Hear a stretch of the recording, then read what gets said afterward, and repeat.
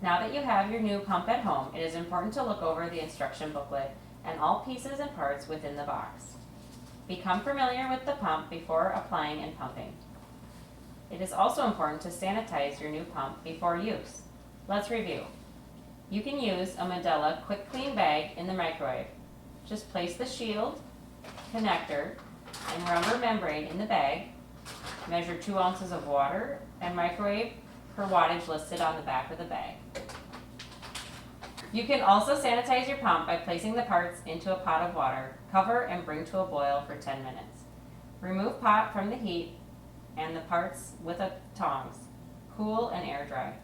It is good practice to perform a weekly sanitation of your pump, especially if you've been diagnosed with a recent yeast infection. Now that your pump is clean and dry, assembly can begin.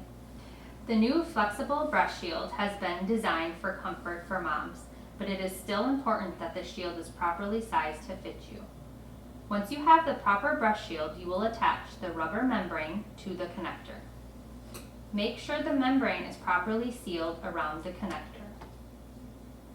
Once in place, close the connector cap. Attach the bottle to the connector, making sure it is tight and aligned properly. Behind the connector, you will see a small port for your tubing to be placed. You will now attach the tubing to the breast pump on the top.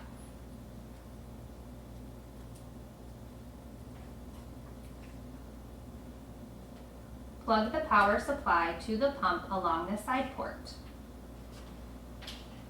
Plug pump into the wall outlet.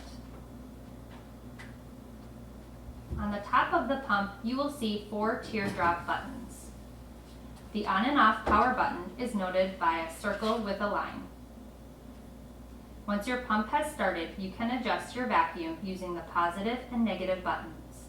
Remember, the vacuum is to be set for your comfort. By increasing the vacuum too high, you can cause yourself pain or injury. When pumping at a normal vacuum setting, it should feel comfortable with a gentle pull. The last button is the letdown button, noted with an arrow and droplets. This button allows you more personal control of your pump. This special feature begins when you turn on your pump. It is a rapid pattern of suction for 1 minute.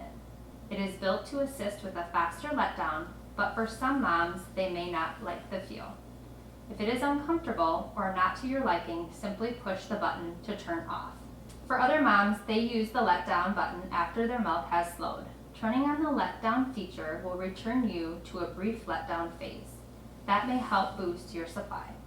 Customize your pump to your personal needs.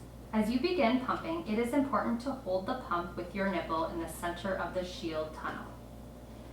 This will prevent rubbing and discomfort.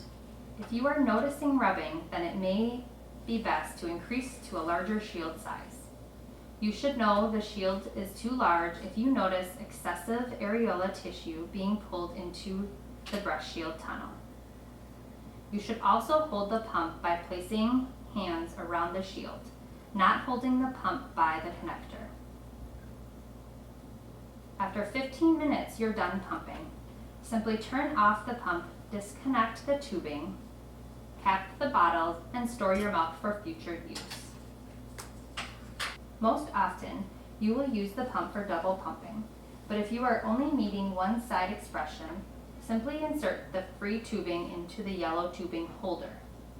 Attach tubing to pump and you can begin pumping on one side. Most often, you will use the pump for double pumping, but if you are only needing one side expression, simply insert the free tubing into the yellow tubing holder. Attach tubing to pump and you can begin pumping on one side.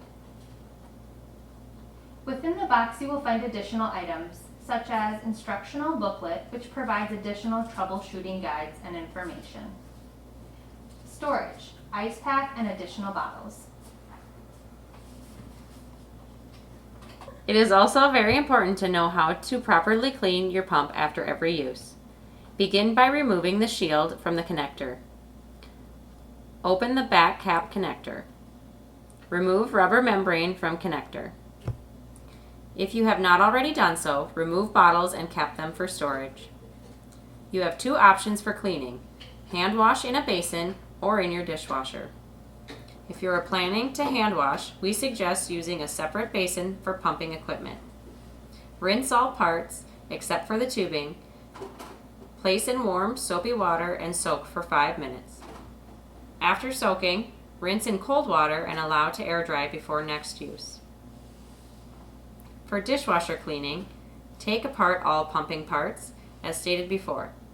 Remove tubing and set aside. Place all other parts in the top rack of your dishwasher. For breast milk storage instructions and guidelines, follow the magnet that was provided to you by our lactation team. Also, within the Birth Center Education binder, you will find additional instruction sheets on breastfeeding, milk storage, and proper handling of your milk. If you have any further questions, concerns, or are needing breastfeeding support and guidance, do not hesitate to call Lactation Services to speak to a lactation consultant or message us from your MyChart patient portal.